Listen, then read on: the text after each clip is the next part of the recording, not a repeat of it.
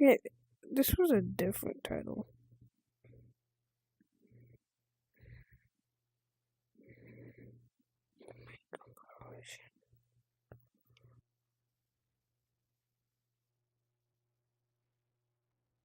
Product content and merchandising teams are using AI in Airtable to generate curated themes from on-white images of their new product lines.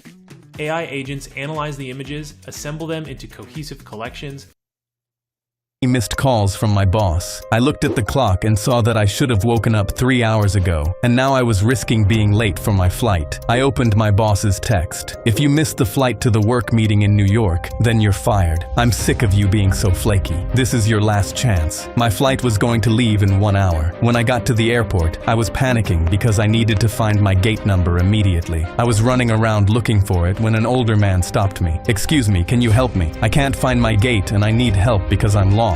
I didn't know what to do, because I knew that if I said yes, I could miss my flight and lose my job forever. But the old man looked really sad, and I knew he was vulnerable, so I decided to help him anyway. "I'll help you find it. Let me see your ticket." He handed me his ticket and thanked me. His gate was on the other side of the terminal, and I had to guide him all the way there. With every step I took, I knew I was getting closer and closer to losing my job. And when I saw that I had 5 minutes until my plane started boarding, I had to abandon him. "I'm sorry, I need to go. I hope this was helpful." I immediately turned around and sprinted towards my gate. I was 50 feet away when I saw the gate agent close the boarding doors. I tried to get her to hold them for me for 5 more seconds so I could make the flight. "Wait, I need to get on the plane." The agent shook her head. "I'm sorry, sir. Doors are closed." I sat down in defeat and watched my plane pull away from the gate. I felt my phone buzz. A text from my boss. "Did you make the flight?" I didn't know how to tell him that I wasn't going to make it. I put my head in my hands, thinking that everything was doomed. But 30 minutes later, everyone started screaming. I looked up. People were running to the windows crying. Others were covering their mouths, gasping loudly. Every TV screen in the terminal switched to breaking news. I saw the headline and couldn't move. It was showing the plane I was supposed to be on had crashed after takeoff with no survivors. The realization hit me. If I hadn't stopped to help the old man find his gate, I would have made the flight and I'd be dead. Then my boss called me. I answered. He yelled, "Did you make it on the flight?" My voice cracked. "No, thank God." He sighed in relief. "I don't even care about the meeting anymore. I'm just glad you're alive." While I was at the zoo, someone yelled, "Oh my God, he's gonna fall in." I turned around. "What? Who?" I realized my son Tommy wasn't next to me, and that's when I saw where she was pointing. He was climbing over the top of an enclosure. "Tommy, what the hell are you doing?" He looked over at me. "Look, Dad, I'm gonna feed them." Someone shouted, "They're gonna pull you inside. Get down from there." And that's when I saw the banana. I looked over and saw the sign, "Silverback Gorillas." I started pushing through the crowd, but everyone was just filming instead of helping. "Tommy, get down from there. Look, Dad, it's Donkey Kong." The huge gorillas were walking over to him now, wanting the banana. I finally pushed my way up to the glass, but Tommy was too high on top of the wall. The gorillas beat their chests, screaming for the banana. "Tommy, put the banana down and get off the fence." But he wasn't listening. He thought they were friendly. He started waving the banana around. The gorilla started jumping for it. My heart was racing. I had to do something. I started banging on the glass, trying to scare them away. "Hey, back off! Get away from him!" But banging on the glass only made things worse. The gorillas got more agitated. "Tommy, get the hell down right now! I'm gonna give them a snack, Dad." "Tommy, no!" He leaned forward, stretching his arm out as far as it could go, and the gorilla reached up. It didn't just grab the banana, it grabbed Tommy's entire arm. Tommy fell completely into the gorilla den. "Ah, Tommy, oh my God!" Everyone watched and recorded as both gorillas went absolutely insane. The zookeepers finally ran in, but just as I thought they were gonna save my boy's life, one of the zookeepers yelled, "Hey, stop, drop the banana." They completely ignored my son, and just as the gorilla held the banana above his mouth, they screamed, "Stop!" Tommy started crawling toward the zookeepers, reaching out for help, but they literally stepped around him like he wasn't even there. "What are you doing? Save my son!" The gorilla almost took a bite, but the zookeepers fired tranquilizers. It immediately fell over and hit the ground, and Tommy ran outside crying. I turned to the head zookeeper. "What the hell was that? Why didn't you save my son?" The zookeeper had the audacity to look annoyed. "Sir, a regular banana can contaminate these gorillas. Do you know how expensive they are?" I couldn't hold back. I swung at the zookeeper's face, blood going everywhere. I didn't think that would be enough to put him into a coma, but he deserved it, because Tommy can't even look at a banana anymore. anymore without having a panic attack. Connor shoved me into the lockers, same as every morning, and my books hit the floor. I picked them up and started walking. Pathetic, he called out behind me, but I put my head down and continued walking to first period. Nobody knew I could have put him in a hospital anytime I wanted. I was halfway through first period when my phone buzzed under my desk. A text from my best friend. That voice message you sent me last night leaked. They're playing it in the cafeteria. Run. By the time I got there, half the school was already inside. Circled up, phones out. Then I heard my own voice coming through the speakers. The message I'd sent at 2 in the morning. I'm tired, bro. I'm so tired of pretending this doesn't hurt. The crowd erupted. Someone spotted me at the door and yelled, "There's the punching bag." Connor walked to the front with his arms crossed. "Don't touch that speaker. I want everyone to hear this." My voice kept going. "Connor pushes me every single day and I don't do anything. Everyone thinks I'm weak." Connor took a bow. Then my voice changed. "What nobody knows is I've been boxing since I was 6. My brother was a Golden Gloves champion. He trained me every single day. I could end Connor anytime I want." The laughter died and Connor's arms dropped, but the message kept playing. "But I won't, because Connor's dad is the drunk driver who killed my brother 2 years ago." The cafeteria went dead silent. I sat at his grave and promised him I'd never let what happened turn me into someone he wouldn't recognize. The speaker crackled and the message ended. Someone pulled up the article and read my brother's name out loud. Darnell. Connor stepped backward. I didn't know. I swear I didn't know. But the crowd was already closing in. They circled him the same way they'd circled up to laugh at me. Someone started chanting, "Fight, fight, fight." The whole cafeteria picked it up and every phone came up as the crowd split and I walked straight toward him. Connor's hands came up. He thought this was it. I stopped in front of him, held out my hand, and the chanting died. He stared at it, and then so did everyone else. He took it, and I pulled him in and held tight. "You're not your father." I felt him break, his whole body shaking against mine. The toughest kid in school crying into the shoulder of the kid he'd been shoving into lockers for 2 years. I let go, turned, and walked out.